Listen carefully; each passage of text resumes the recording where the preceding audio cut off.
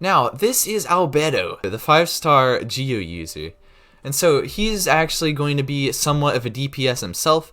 However, he's actually more of a support, in my opinion. Same thing with Zhongli. As people can see, you can turn him into a DPS.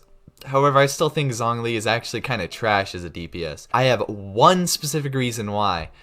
You guys know how Zhongli's E, you can use his pillars, makes a pillar, does damage over time. That pillar lasts a good amount of time, however, its tick damage is very, very bad. It doesn't do any damage on hit, it doesn't do any damage over time very much at all. The only thing it's good for is combining with other geostructures to do more of the effects, but even that, it's not giving you much of a percentage bonus. It just becomes a pain to use. Well, what if I told you that Albedo fixes that problem? Also, if you guys don't mind, I am trying to gain some more subscribers. I'm at 267 right now. I've been trying to get to 300 for a little bit. The videos have been doing pretty good, so it would be nice if some more of you guys subscribed. Anyway, let's get back to the rest of the video. Now, that's a lot of stuff right there. But as you can see, basically, this ability's duration is going to last for 30 seconds. I think Zhongli's lasts close to that. However, the ability on this is way, way better. So when enemies within the Solar Estoma zone are hit, the Solar Estoma will generate a Transcendent Blossom. So this also affects them with Geo damage, and Geo damage scales off of Albedo's defense. The reason why this is so good is because you don't actually have to have Albedo on the field as a DPS. So what you can do is use him as a support DPS. So what you can do is you can run him with tons and tons of defense. If you do that, basically his E spell is going to give you a 30-second field. I believe this is actually bigger than Chong Yun's actually area of effects, so it's a little bit bigger than that. From what I have heard, it's bigger than that. Every time you hit an enemy, every 2 seconds, because its cooldown is 2 seconds, so you can create one of these blossoms every 2 seconds. Every time you hit one every 2 seconds, it's going to be doing a ton of damage. As you can see with level 6, this is usually the base damage. For levels 80 characters, Sickly's Transcendent Blossom damage is going to be doing 132% of his defense, which is pretty good because if you do run high defense, this is going to be doing, because defense is one of those stats that you can get up pretty high relatively fast if you run at defense scaling artifacts. So if you run high defense, you're actually going to be getting a ton of damage with these blossoms. Like, it's gonna be unreal. Like, Zhongli better watch out, because the DPS on this character is way bigger than him. His skill's cooldown is actually 8 seconds, so what this means is you can actually have very good mobility with this. It's not like it has like a 60 or a minute cooldown on this for a 30-second ability. This is a very good thing, because Chong Yun's one is pretty good because you can actually get to like an area of effect. However, his cooldown is 15 seconds for that. So you're not necessarily going to be able to use it and be as mobile with it, which is a good. As for his elemental burst, now this is where it gets even more crazy, because as you know, Zhongli's one, it basically does flat damage based on his HP, but the thing is about HP is that takes away, if you're running a big amount of HP in terms of your builds, you can use them just as a support like that.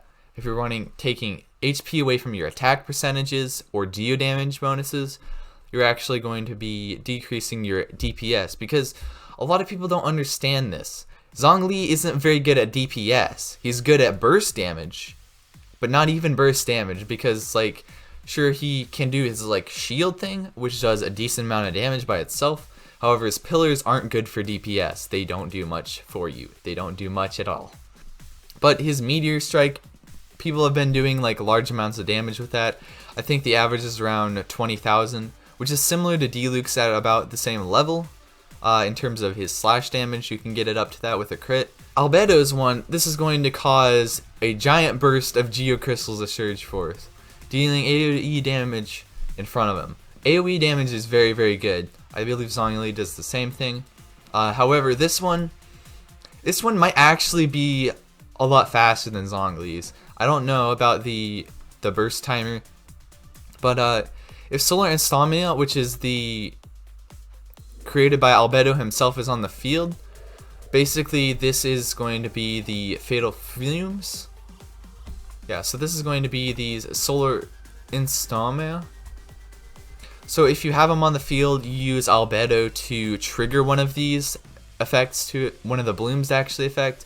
I don't know how long the blooms last, but if one of the blooms is on the field, you're going to be getting 7 fatal blooms will be generated in the solar insomnia zone. So this is going to violently bloom and deal a ton of AoE geo damage. So as I can fatal bloom blossom damage, it's a little bit lower, I believe, than it is up here because it's not scaling off of the defense as it was with that, but that's still a lot of blooms that you can have and a lot of extra damage you can have.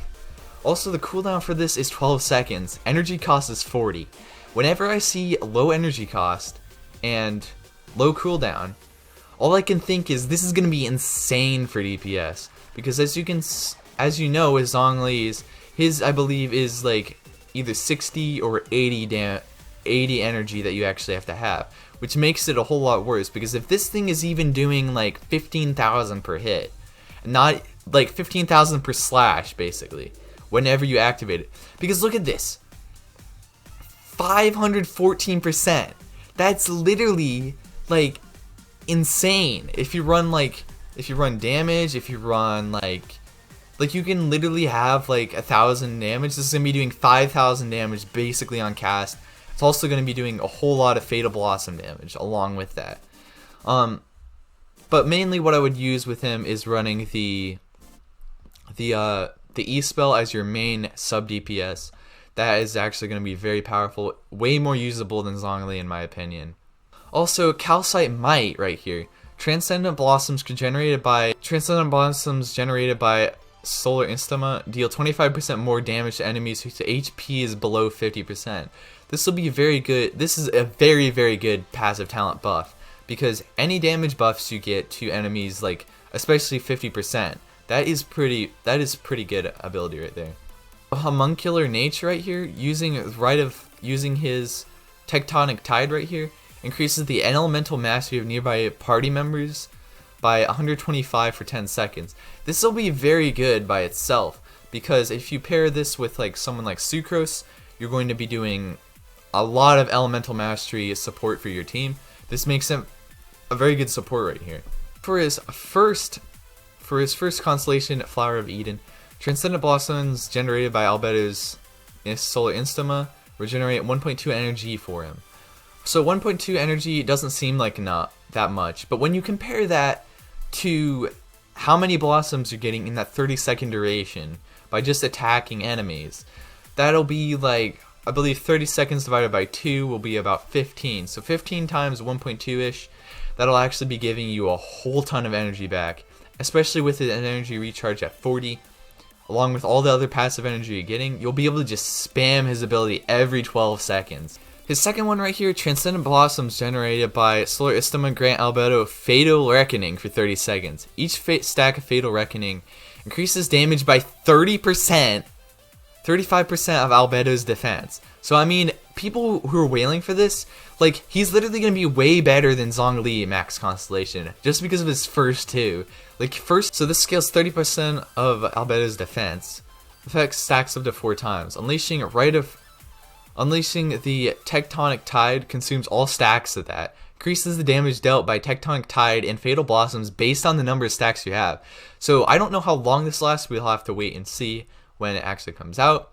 As for his fourth one, the Solar Istama increases plunging attack damage by 35% for active party members within the AoE. See, that doesn't seem like a very good fourth constellation.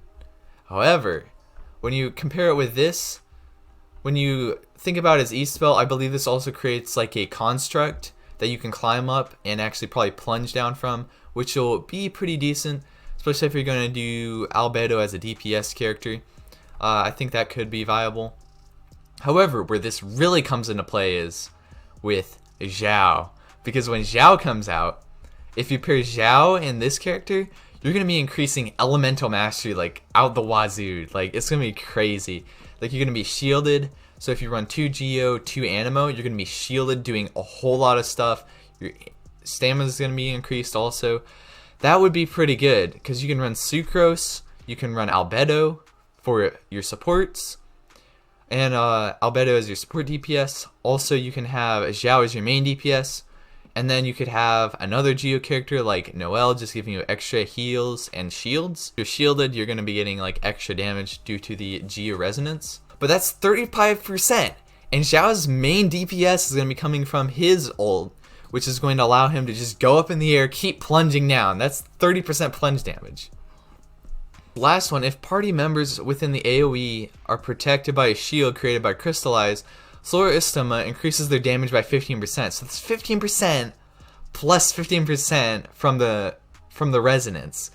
This is gonna be absolutely broken, especially if you're using Xiao. That's like 30% damage bonus plus 30% plunge damage bonus. It's gonna be insane if you did get max constellation. For all the people doing that, like, Zhongli is going to be a thing of the past very, very soon.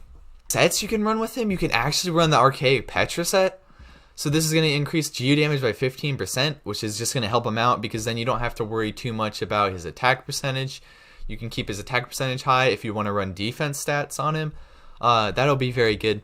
Also, upon obtaining an elemental shard created through Crystallize reaction, all party members gain 35% damage bonus for that particular element for 10 seconds. So this would be pretty decent if you're running him on any other builds, but if you're using like Anemo characters, you can't absorb Anemo, so you're not going to be getting any damage bonus from this, so I would just recommend running 2-piece on here. So another set that you could run is the Reacting Bolide set, if you're really wanting to go for more support. So basically this increases your shield strength by 35, so you're just not going to take any damage. It's going to be actually really good.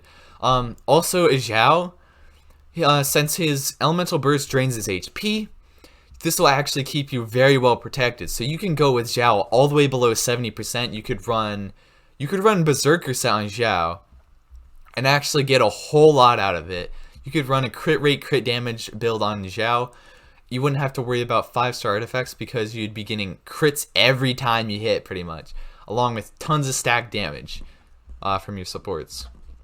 Also, with the 4-piece right here, when you're protected by the shield, you're going to get 40% normal and charged attack damage.